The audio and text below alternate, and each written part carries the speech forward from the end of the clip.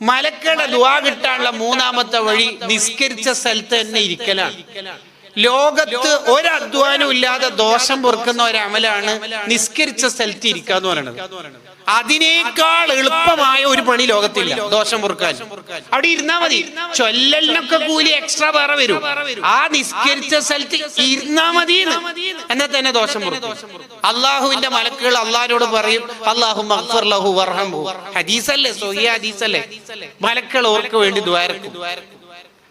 നിസ്കരിച്ച സ്ഥലത്ത് ഇരുന്നാൽ നിങ്ങൾ നോക്കിക്കോ, ഇബ്ലീസ് വിടൂല എന്ന് പറഞ്ഞാൽ വിടൂല.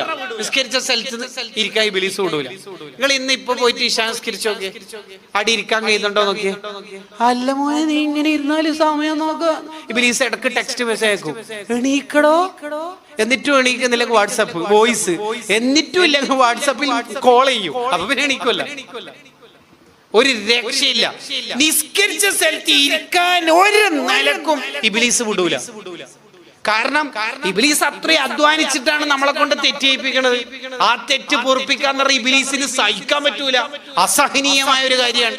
അതുകൊണ്ടാണ് ഇബ്ലീസ് ആ സമയത്ത് ഇരിക്കാൻ വിടാത്തത്.